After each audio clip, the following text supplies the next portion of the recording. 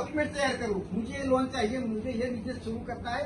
अगर कुछ भी शुरू करना है, कुछ भी लोन चाहिए, कुछ भी डॉक्यूमेंट तैयार करना है, तो इसके लिए आपकी सुविधा आपको सेटिस्फाइड करने के लिए आप बिजनेस लोन ले पाए, वहां तक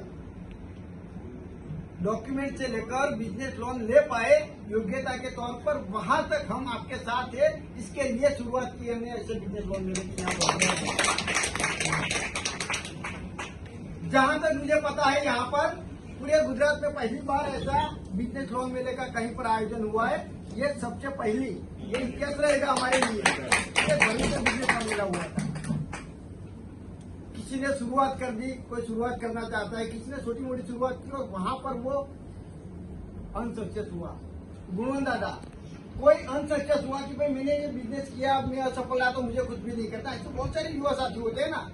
इसी तरह एक छोटा सा युवा, सतीश भाई, एक छोटा सा युवा, बचपन से उनका ये सपना था, बचपन से उनका ये सपना था कि भाई मैं एक पायलट बनूं। वजू भाई, उस युवा का ये सपना था। जिस तरह आप में से कई लोगों ने बहुत सारे बिजनेस शुरू किए, हताश हो गए ना आप, तो आप नहीं चाहते कि मैं कैसे खड़ा हूँ, दूसरा बिजनेस करूँ।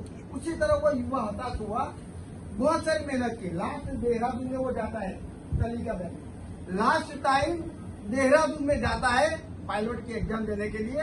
एक नहीं 1000 बार पायलट की एग्जाम दी कि मैं पायलट बनूंगा। वो पायलट में फेल होता है। दलसुख भाई, उस टाइम भी पायलट में फेल होता है। परीक्षा बहुत मेहनत की, रात दिन, सामाजिक से दूर हो गया, सोशल मीडिया से दूर हुआ, फिर भी वो फेल होता है। वो युवा निकल पड़ा पहाड़ की ओर। अब मुझे नहीं जीना है, मैं तो पायलट बनना चाहता था। मैंने रात दिन मेहनत की, मैंने सामाजिक सारे प्रसंग को त्याग कर दिया, मैंने सोशल मीडिया को त्याग कर दिया, मैंने दोस्तों को त्याग कर दिया। अब मुझे नहीं जीना, मैं पायलट नहीं बन पाया।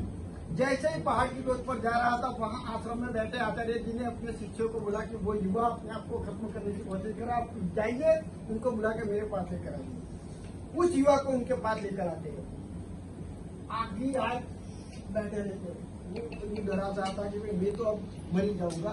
सुबह होती है, तब गुरुजी ने उनको बुलाया और धीरे से बात की कि भाई बेटा, तू ऐसा क्यों करने जा रहा था? अपने आप को खत्म करना किसी भी समस्या का हल नहीं है।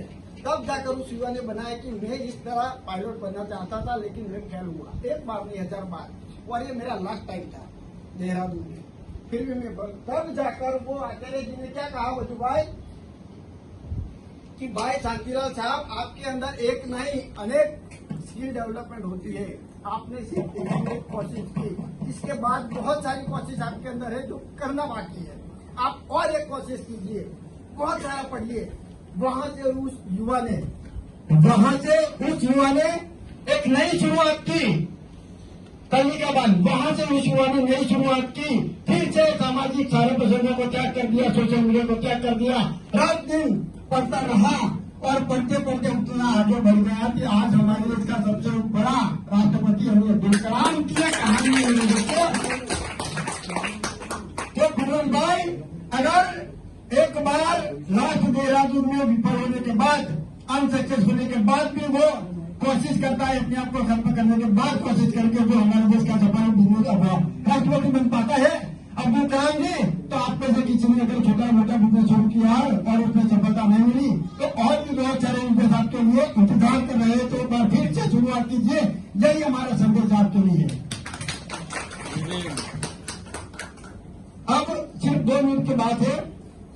हमारी यही दिशा की बहुत सारी बात तो सतीश भाई ने कर दी कि 15 साल पहले हमने ये सोचा था कि हमारे SC/ST समुदाय के लिए जो शिक्षा का माध्यम है, शिक्षा के जो एविडेंस है, शिक्षा के लिए जो प्रोविजन है, जो भी सुविधा है, वो कहते हमारे समाज के युवा साथी पढ़ लिख कर ग्रेजुएट हो गए, डिप्लोमा डिग्री हो गए।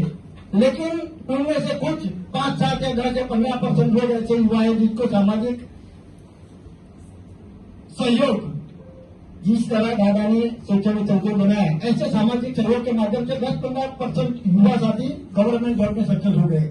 लेकिन उनके बाद 80% लोगों का क्या, तो उनके लिए है बिजनेस का ऑप्शन है। बिजनेस के ऑप्शन के लिए, समाधान के लिए नई दिशा में फोरम डाला सरकारी SC/ST थी। अपने माता पिता हम सबको बचपन से लेकर 25 साल तक एक नहीं 5 नहीं 25-30 लाख का इन्वेस्टमेंट होते हैं ना। 25-30 लाख का इन्वेस्टमेंट हमारे माता पिता हमारे पीछे देते हैं, तब जाकर हम ग्रेजुएशन कर लेते हैं। मैं सुबह से घर से निकल गया, रात को 6 बजे घर आ गया। 6 बजे उठ जाना है, टिफिन का डब्बा लेके निकल जाना है, बाइक पे ही मसाला मसलते निकल जाओ, शाम को 6 बजे वापस आ जाओ, फिर खाना खा के बाहर रोड पे निकल जाओ और मसाला करके खाने के बाद 11 बजे आके सो जाओ। और इसके बीच में क्या मिलता है, हमारे माता पिता ने 25-30 लाख खर्च कर दिए, उनकी आधी जिंदगी